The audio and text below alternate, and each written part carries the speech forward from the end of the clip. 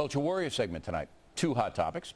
New poll by the Boston Public Health Commission found half of the teenagers surveyed thought pop star Rihanna was responsible herself when she got beat up by her boyfriend, Chris Brown. She was responsible. Half of them.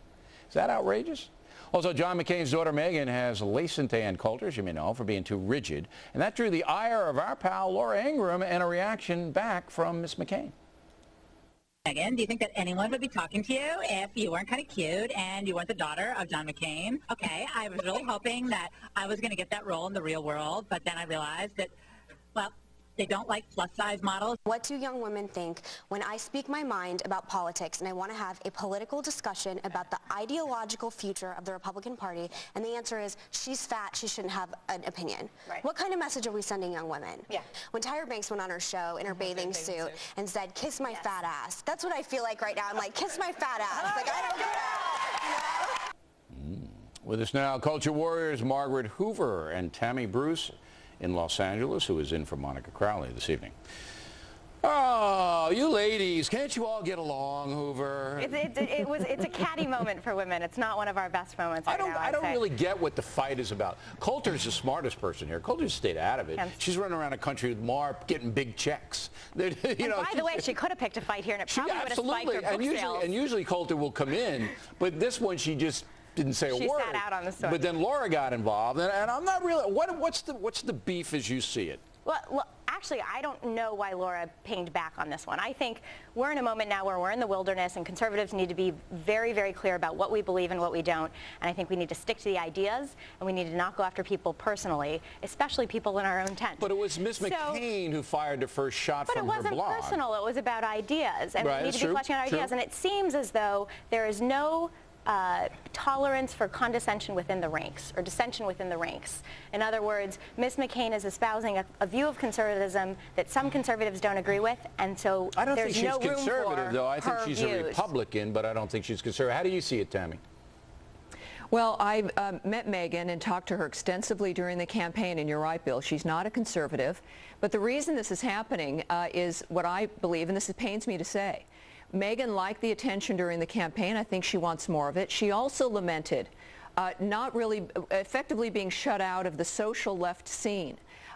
When you're not invited to parties, I went through this. Look, I'm a pro-choice feminist. I know what it's like to be shunned in a certain way, and I think that was difficult for her. The truth of the matter is, Laura Ingraham here there's a reason why she's one of the most influential women in America. Same with Ann Coulter. And what struck me as odd was when Meghan attacked both of them. She said on The View she didn't know who Laura Ingraham was, and with Ann Coulter she said she didn't understand what Ann Coulter did. If you don't know who these women are, and you don't understand why they're so popular, then you should not be speaking about political ideologies. I just have to make one correction. You said you were a pro-choice feminist. I believe you're a pro-life feminist. Oh, I'm pro-choice. My activism began with abortion rights. I'm quite conservative as well. But, yeah. Okay. So you're a pro-choice. So I have a lot more in common with Meghan. You're a pro-choice conservative.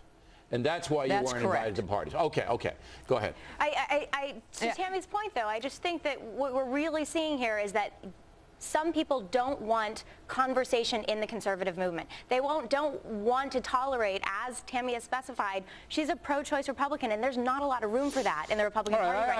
I get it. I mean, if you're not pulling the party line down, you're always opening yourself to get hammered. I mean, that's true. All right, let's get this Rihanna. Well, I think this is. Let me, if I can just add one thing. This is personal, I think, for Meghan, and I think that if she needs to decide, make a personal decision.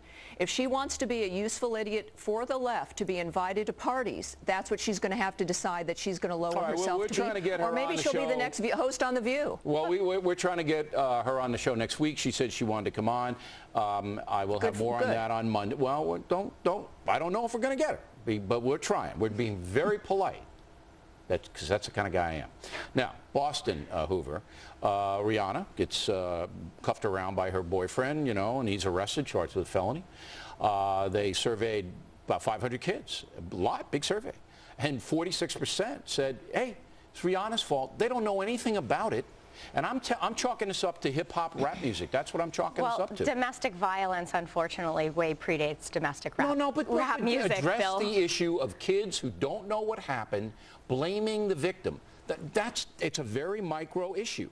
And if you look at 50 Cent, Eminem, all of these other idiots in their rap songs, it's hit the hoe, hit the B word, you know, that kind of thing. The lyrics totally condemns violence against women, and that's why Russell Simmons and Barack Obama and a lot of black leaders, Bill Cosby, have come out and said, these lyrics can't stand. We need black leaders in our community it's speaking my out hypothesis, Hoover, that this hip-hop rap stuff has made it so some kids think it's acceptable to cuff people around. I actually agree with your hypothesis. Oh, yeah, really? I do agree with you. I do think that hip-hop culture and hip-hop icons are reinforcing. I know, can you believe it? I can, I'm stunned. Savor the moment, Bill. Because it's not going to happen often. Hoover, I was almost stunned into silence, but that has never happened. What do you think, Tammy? Next time. Well, it's clear, culture in general, this is also for me an indication of the failure of the liberal feminist establishment. What are we out? We're out 15 years of the O.J. Simpson murders. We did a lot of education on that when I was doing my feminist work at that point.